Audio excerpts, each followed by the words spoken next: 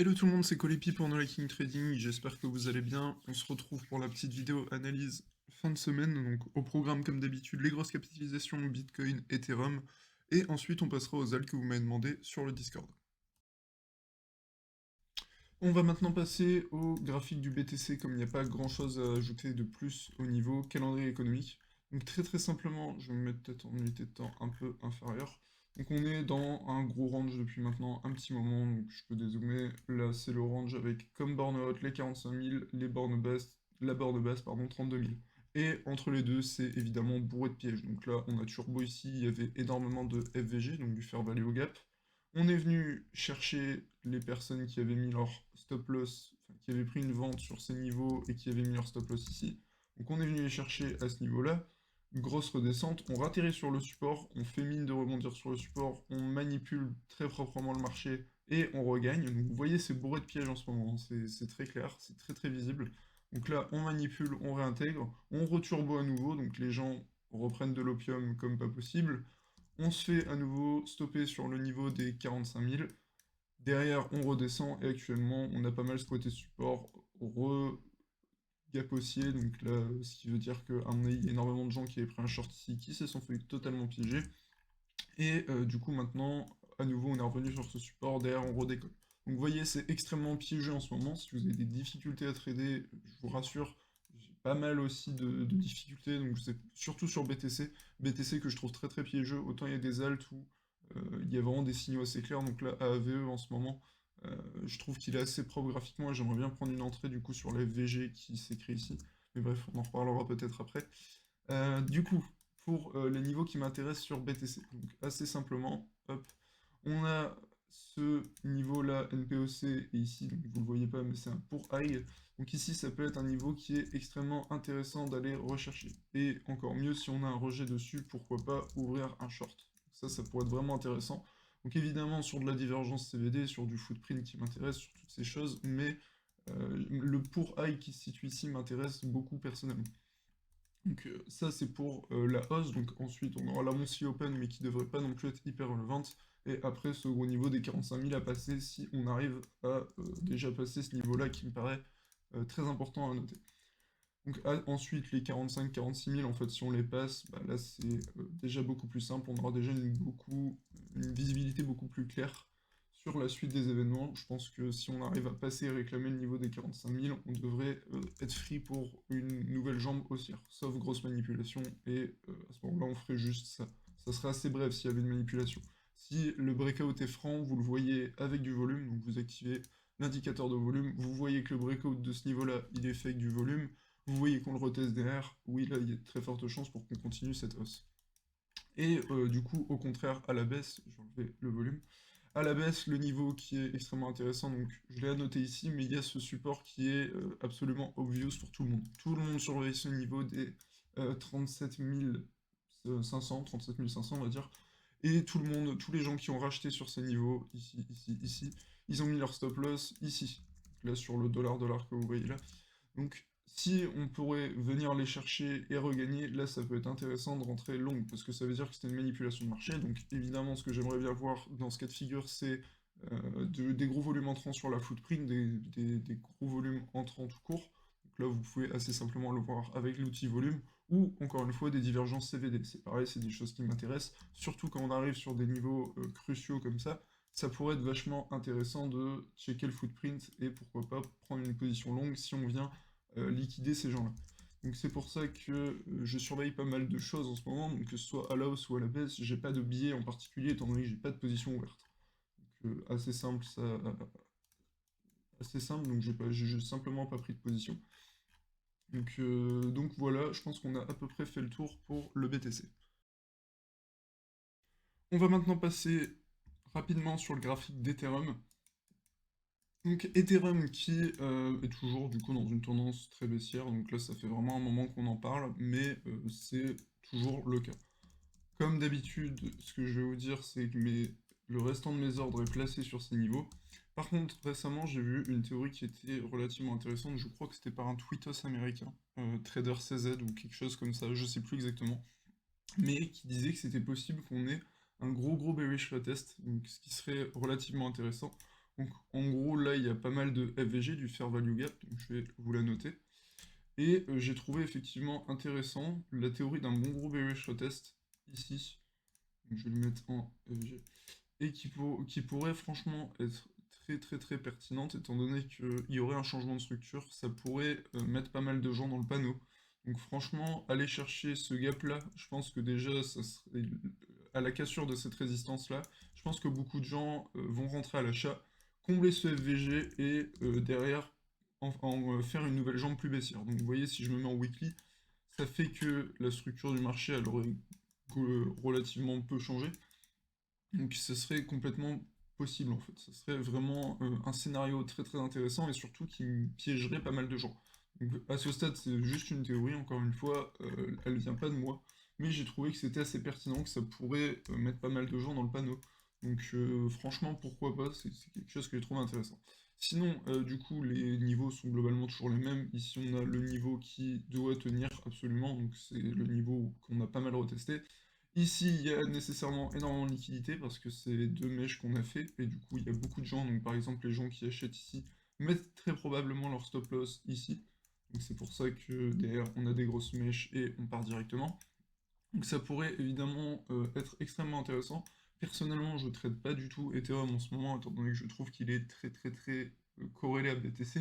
Donc je suis très focus sur le BTC en ce moment et quelques alts qui me paraissent faibles. C'est notamment mes deux façons de trader en ce moment. Donc typiquement des shorts sur Atom, des shorts sur Atom, des shorts sur Phantom plutôt, des shorts sur Yifi. Tout ça, c'est des choses qui m'intéressent, mais Ethereum, j'y ai vraiment pas touché depuis un petit moment maintenant. Concernant la paire du coup Bitcoin, enfin ETH-BTC plutôt, assez intéressant de voir une grosse réaction sur ce niveau, donc on a une belle figure de double bottom.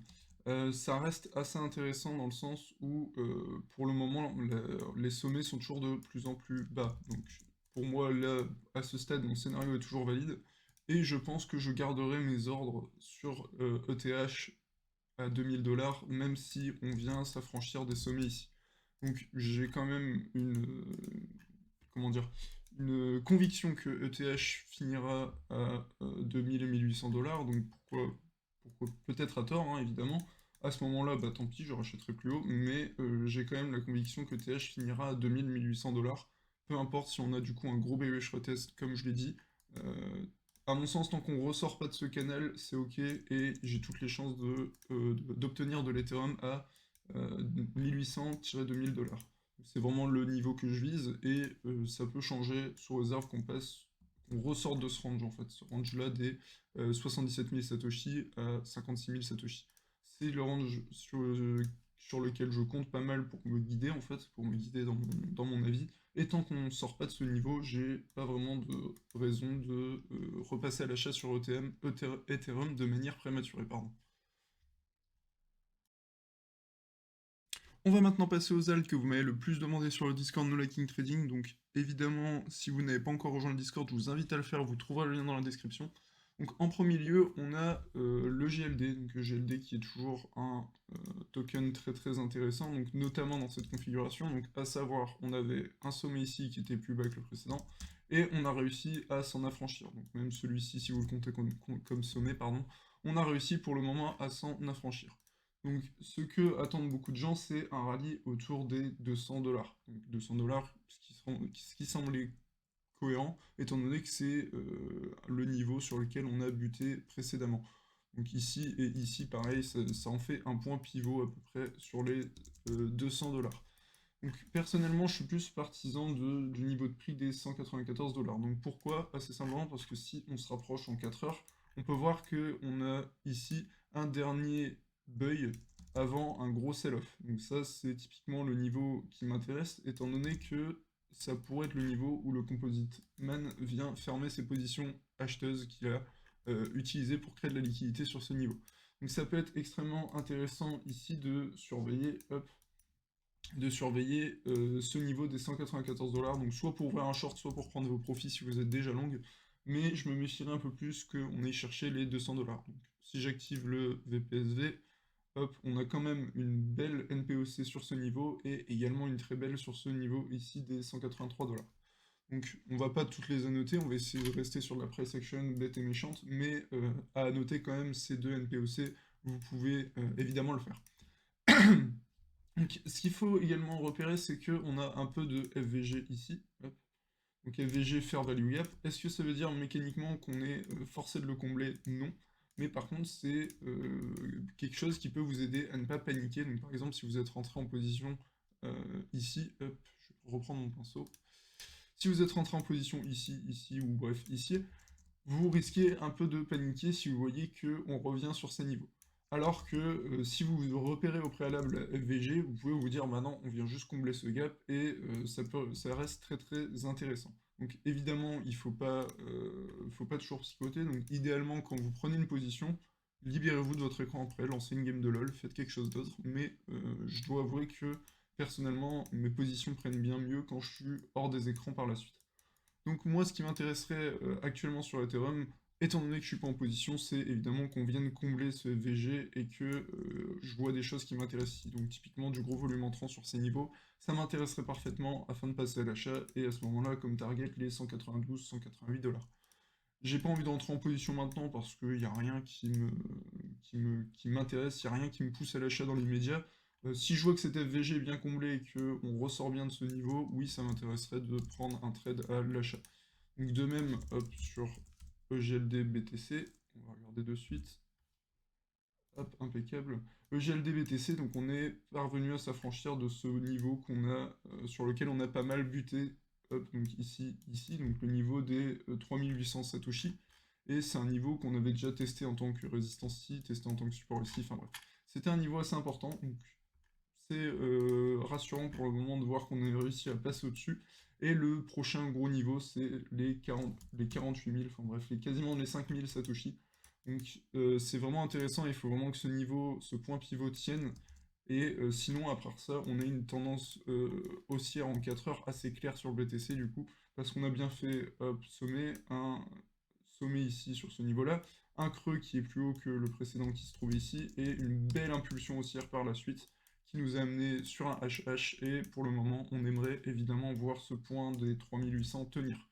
Donc voilà les quelques points clés pour moi sur EGLD, les points que je surveille. J'aimerais vraiment bien qu'on compte du coup cette FVG qui se trouve ici, mais sans ça, je ne prendrais pas de position personnellement, je chercherai autre part. Donc l'autre alt que vous m'avez pas mal demandé, c'est le Sol, donc Solana, qui est toujours assez, enfin très très baissier même dans l'immédiat. Sommet creux de plus en plus bas comme une large majorité des alts. Hop, je vous les trace très rapidement, mais vous voyez de quoi je parle. Ce à quoi on pourrait s'attendre éventuellement, et ce que j'aimerais bien voir se mettre en place, c'est un gros bearish retest sur les 122-116 dollars. Ça me paraîtrait assez cohérent dans le sens où ça permettrait de donner un peu d'opium à tout le monde, mais ici pour moi ce sera un très clair short si j'arrive à obtenir ce niveau. C'est très clairement le niveau que je surveille pour Sol pour envoyer un gros short. Donc ce gros short, donc il sera bâti pas en one shot évidemment, je pense que je commencerai à prendre un short ici, et je dupliquerai et je reprendrai un ici si j'arrive à avoir ce niveau. Donc le stop loss, il pourrait être assez logique dans le sens où, à mon avis, si on regagne ce niveau, ça pourrait être vachement intéressant de sortir, étant donné que là, ça serait une très très belle reprise, pardon. Et les niveaux que on pourrait viser, c'est enfin surtout les 60, voire 80, voire 70. 60-70, ça me paraîtrait être des niveaux assez cohérents. Et on pourrait avoir un ratio risque-gain absolument très très pertinent également. Donc 1,79 là-dessus. Donc, si on visait 70 dollars, et si on visait les 60, on aurait 2,19. Donc 2,19, enfin 2,19, pardon. 60-40 dollars, c'est les deux niveaux que je serais très très chaud pour acheter du sol. Je pense à ce prix-là, c'est extrêmement pertinent. Donc il y a quelque chose que les gens ont tendance à oublier avec Sol, que je trouve assez important à préciser, c'est que ETH par exemple, si on peut comparer les blockchains, je suis pas un spécialiste de la technique, hein, je suis pas là pour vous dire cette blockchain est meilleure qu'une autre, très sincèrement je n'en sais foutrement rien. Mais par contre, ce que je sais, c'est que la communauté qu'a ETH actuellement derrière lui ne s'est pas bâtie en un jour, et au même titre, je pense que Sol a besoin de ce genre de gros mouvements, que des gens accumulent, que des gens croient dans le projet, que des gens bâtissent des projets sur cette blockchain pour avoir une communauté semblable à Ethereum au fur et à mesure, peut-être pas aussi, peut-être pas aussi grande, étant donné que, encore une fois, Ethereum a innové et a fait énormément de choses novatrices pour le secteur des crypto-monnaies. Mais ça pourrait être extrêmement pertinent de dire que oui, Solana a besoin de temps pour bâtir une communauté, pour bâtir des projets. Donc c'est normal qu'on ait des grosses périodes de dépression comme ça, qu'il y ait des gens qui soient très très sceptiques sur l'avenir de Sol. Je ne suis pas pro-Sol, là actuellement j'en ai pas, je n'ai jamais été extrêmement fan de la blockchain. Je croyais beaucoup plus par exemple en Phantom qu'en Solana, donc, pour vous donner un exemple. Et pourtant, ça m'empêche pas d'être sorti de Phantom à break-even ou avec quelques pertes. Donc, Dieu merci, il y a le farming. Mais bref, c'était juste pour vous dire, une blockchain a besoin de communauté, a besoin que des projets se bâtissent dessus pour espérer exploser, pour espérer faire des gros multiplicateurs à nouveau. Donc là, vous voyez, c'est normal, après une telle montée, qu'on ait des grosses prises de profit qui en découlent. On est passé, là le graphique est pas hyper loin, mais on était encore début d'année 2021 à moins de 10 $. J'ai pas de... Hop, je vais aller là-dessus. C'était Solana, Sol USDT. Et là, vous voyez, on était encore à quelques dollars en début, enfin, même pas 5 dollars avant février 2021. Donc vous vous rendez bien compte que c'est absolument logique, surtout qu'il y ait beaucoup de gens qui étaient issus de fonds d'investissement, tout ça, et qui ont acheté du sol sur tous ces niveaux. Et derrière, ils vont un maximum comme ça, ils prennent 1200%, évidemment qu'ils prennent des gros profits. Et c'est normal, c'est complètement logique. Donc là, on voit mieux pourquoi le niveau des 40 dollars m'intéresse. Donc vous voyez, c'était tout simplement le milieu de ce canal qui a servi de point pivot. Et ça me paraîtrait tout à fait cohérent qu'on ait un gros bearish retest et qu'on fasse une autre jambe baissière, cette fois-ci pour me donner mon prix d'entrée. Donc voilà pour Sol, je pense que j'ai à peu près fait le tour. Voilà pour aujourd'hui l'équipe, j'espère que ça vous aura aidé, j'espère que ça vous aura plu, si c'est le cas comme d'habitude, n'oubliez pas le pouce bleu et l'abonnement, c'est hyper important pour nous soutenir.